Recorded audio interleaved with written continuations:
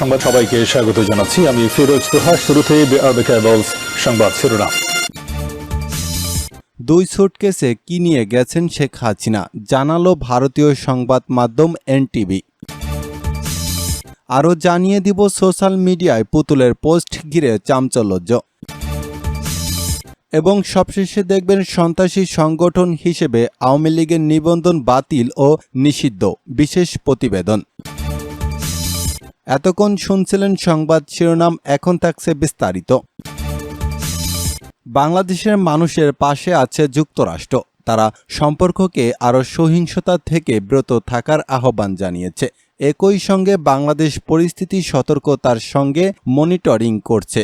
যুক্তরাষ্ট্রের পররাষ্ট্র মন্ত্রণালয়ের মুখপাত্র ম্যাথিউ মিলার বুধবার ব্রিফিংয়ে এসব কথা বলেছেন। তিনি বলেন, আমরা দেখেছি পদত্যাগ করেছেন প্রধানমন্ত্রী শেখ হাসিনা এবং তিনি বাংলাদেশ ছেড়ে গেছেন।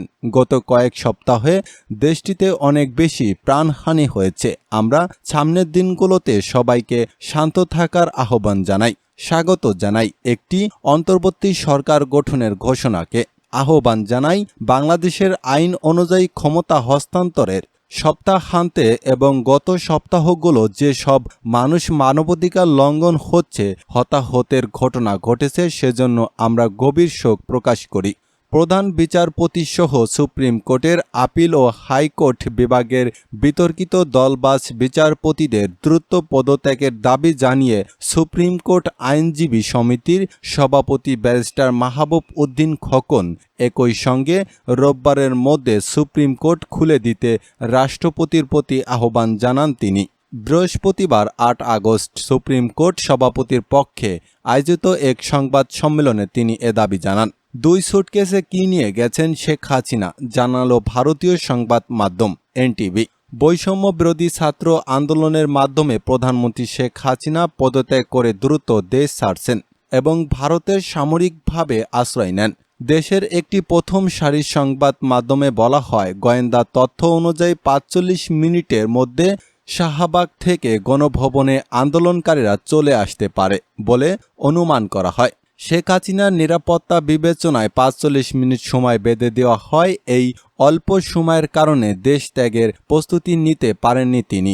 বঙ্গভবনে এসে পদত্যাগ করে শেখ হাসিনা একটি সামরিক হেলিকপ্টারে দেশ ছাড়েন। ভারতীয় সংবাদ মাধ্যমে এনটিভি একটি প্রতিবেদনে জানায়, শেখ হাসিনা দুটি সুটকেস নিয়ে বাংলাদেশ ছেড়েছিলেন। এছাড়া আর কিছুই সঙ্গে আনতে পারেননি তিনি। ওই সুটকেসগুলোতে ছিল কিছু পোশাক ও জরুরি নথিপত্র। শেখ হাসিনার সম্পত্তির পরিমাণ কত সেই হিসাব নিকাশও তুলে ধরা হয়েছে ওই প্রতিবেদনে।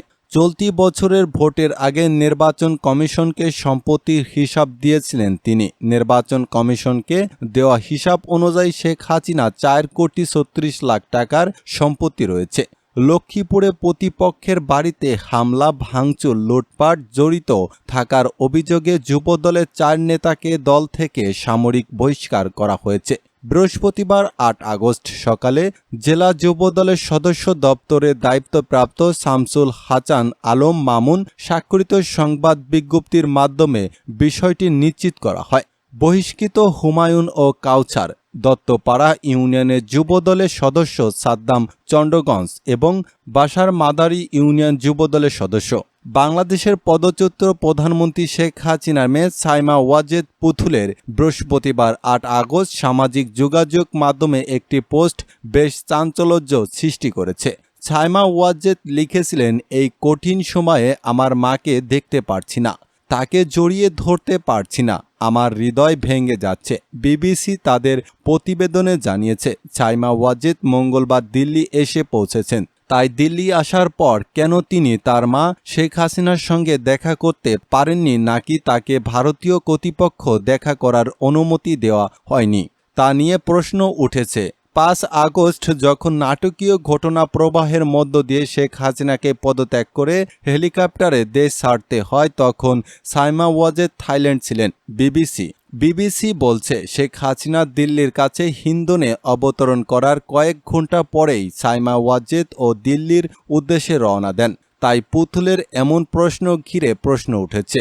এদিকে হাসিনা সরকারের সাবেক তথ্য প্রযুক্তি বিষয়ক উপদেষ্টা সজীব ওয়াজেদ জয় বলেছেন, কোঠা আন্দোলনে যে সরকার উৎখাতের দিকে গড়াবে সেটা তারা কেউ ধারণা করতে পারেনি। শেখ হাসিনা পদত্যাগের বিষয়ে ২-১ দিন আগে থেকে চিন্তা ভাবনা করলেও দেশ ছাড়ার ব্যাপারে কোনো প্রস্তুতি ছিল না। বিবিসি দক্ষিণ এশিয়ার সম্পাদক ইথিরাজন সম্পর্কে একটি দীর্ঘ সাক্ষাৎকার সজীব ওয়াজেদ বলেছেন, ছাত্র জনতা গণভবনের দিকে মিছিল করে পৌঁছাতে যতটা সময় লাগবে দেশ ত্যাগের জন্য শেখ হাসিনার হাতে সেতটুকু সময় ছিল বলে তিনি জানিয়েছেন। তবে দেশ ত্যাগের জন্য নির্দিষ্ট করে কোনো সময় বেঁধে দেওয়া হয়নি তিনি দাবি করেছেন। সন্ত্রাসী সংগঠন হিসেবে আওয়ামী লীগের নিবন্ধন বাতিল ও নিষিদ্ধ করার দাবি জানিয়েছে লিবারেল ডেমোক্রেটিক পার্টির প্রেসিডেন্ট ডাক্তার কর্নেল অলি আহমেদ। পাশাপাশি উপযুক্ত পরিবেশ সৃষ্টি হওয়ার মাত্রা শেখ হাসিনাকে দেশে ফিরিয়ে এনে বিচারের সম্মুখীন করারও দাবি জানান তিনি। বৃহস্পতিবার সকালে রাজধানীর মগবাজারে এনডিপির কেন্দ্রীয় কার্যালয়ে এক সংবাদ সম্মেলনে তিনি এ দাবি জানান। গণ অভ্যন্তরের বাংলাদেশের স্বেচ্ছাচারী নেতা শেখ হাসিনার পদত্যাগ ও দেশত্যাগ অন্তর্বর্তী সরকারের প্রধান হচ্ছে ক্ষুদ্র ঋণের প্রবক্তা শান্তিতে নোবেল পুরস্কার বিজয়ী ডাক্তার মোহাম্মদ ইউনূস। শেখ হাসিনা পদত্যাগ করার পর বাংলাদেশের সৃষ্টি পরিস্থিতিতে তার তাৎক্ষণিক কাজ হবে দুটি। প্রথমত, ১৭ কোটি মানুষে এদেশে থেকে তাকে আইনশৃঙ্খলা পরিস্থিতির পুনঃস্থাপন করতে হবে। দ্বিতীয়, অন্তর্বর্তী সরকারের ভূমিকা কী হবে তা তাকে নির্ধারণ করতে হবে।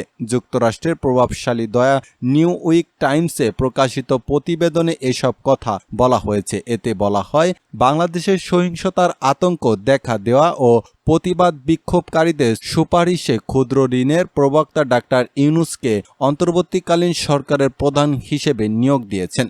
প্রেসিডেন্ট শেখ হাসিনা পালিয়ে যাওয়ার পর বিক্ষোভকারীদের বোর্ড সমন্বয় কমিটির সুপারিশে ঘোষণা এলো মঙ্গলবার প্রেসিডেন্টের সঙ্গে সেনাবাহিনী তাদের একটি গ্রুপের সঙ্গে অন্যদের উপস্থিতিতে যে মিটিং হয় তাতে উপস্থিতি ছিলেন। নাহিদ রেঞ্জ লিখেছেন, বাংলাদেশের জাতীয় সংসদ বিলুপ্তি করা অবস্থায় স্থানীয় সরকারের নেতৃত্বে আসবেন ৪৮ বছর বয়সী ডক্টর।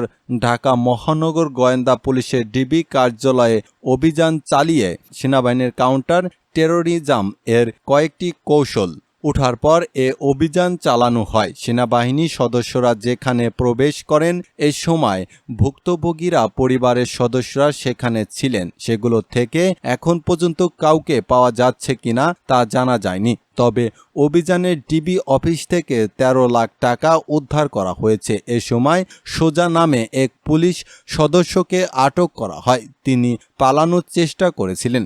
প্রাথমিকভাবে জানা যায় তিনি